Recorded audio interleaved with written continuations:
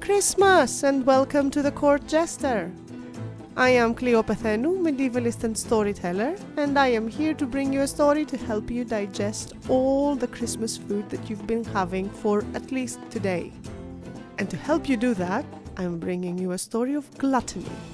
A story with partridges, not on a pear tree, but close. So if you can still taste the cheese from today's meal, grab your beverage of choice. Keep in mind that there is some low-key obscenity in this episode, and let's get started.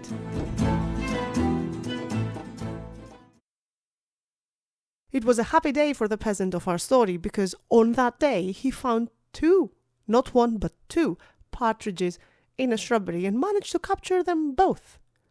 And you know what that means? Roasted partridge for lunch. So, wasting no time, he went to his wife. Wife, he said, take these, prepare them, put them on a spit, let's have a feast fit for a king. And you know what? I'm going to go get the priest as well, just to stay on his good books and make sure he sings an extra praise for us and say an extra prayer for us this Sunday. So you get cooking, I'll get the priest, and we'll have a feast worthy of people way better than us. So he did. He ran away. He ran to find the priest, and it took him a good while because the priest was not at home when he first got there, so he had to go looking, and so he ended up spending way longer out of the house than he originally wanted to. Meanwhile, the wife was home, and she was cooking, and very soon the partridges were on the spit, and very soon after that they were done. So she took them out of the spit and put them aside to let them rest a bit, and then she licked her finger and she thought, oh, that's tasty. And then she pinched a bit of that delicious roasted skin, and she just tasted it, and she, that tasted good. Well, then maybe just a little wing. And she pinched out a wing. But now it looks funny with just one wing, and she pinched out the other one. And then maybe just a thigh? I mean, it's only mine that I'm eating, she thought. So she pinched off a thigh. Before you know it, she had eaten an entire bird. Oh my God, what am I going to do? She thought.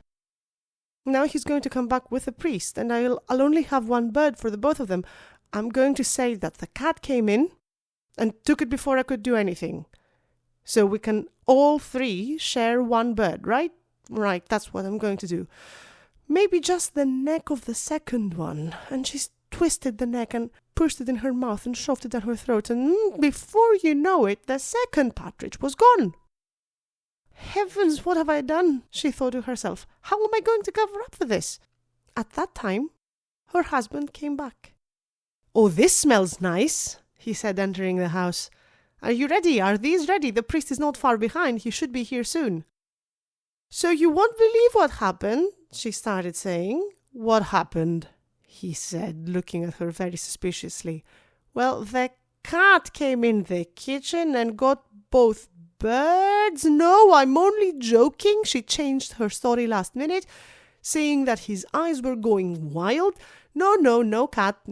I was just speaking in jest, my love. So both birds are in the kitchen, and they're very ready to be eaten. And if the priest is also on his way, then fine. I'll start setting the table, but if we want to carve them, you're going to have to sharpen your good carving knife, because it hasn't been sharpened since at least last year, and there is no way you're going to cut through these birds with that stump blade. Okay, fine, said the husband. He picked up his knife and went to the back to sharpen it as needed. As he was sharpening his knife, the priest entered the house. Good day to you, he greeted her.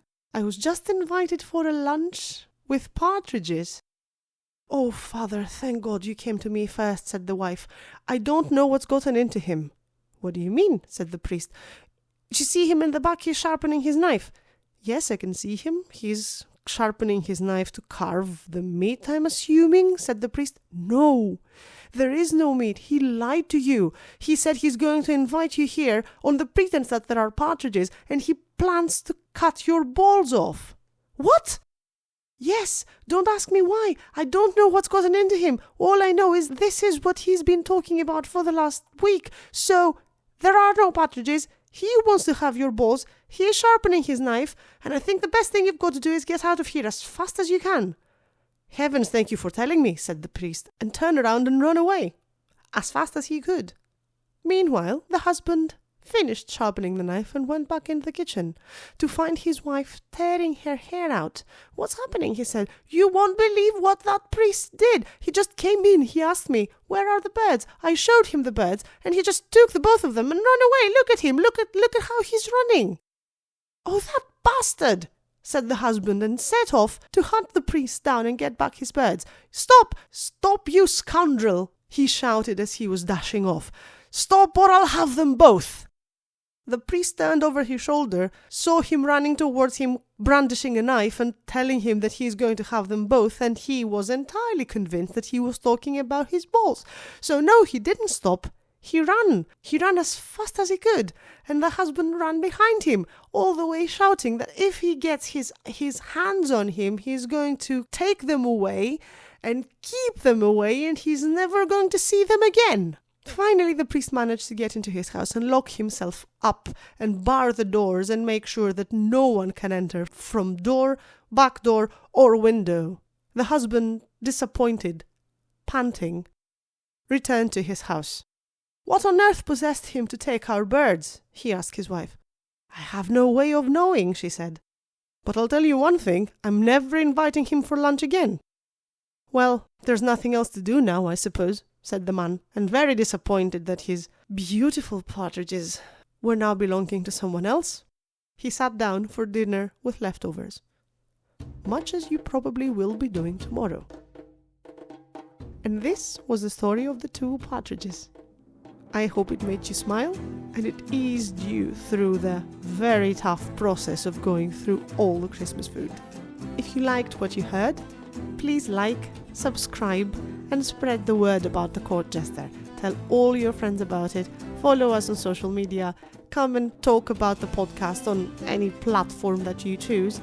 And if you're curious about my sources, you will find all the links to the material that I'm using in the show notes. Before I leave you to your Christmas shenanigans, I will remind you that the Court Jester is a labour of love of a medievalist and storyteller, me. And if you're feeling generous in the spirit of the season and you want to support the podcast, consider becoming a patron on Patreon. You'll get access to bonus episodes, additional material, and other delightful surprises. And it will help me keep the merriment alive and bring you more stories from the Middle Ages. Thank you for listening. Merry Christmas. Until next time.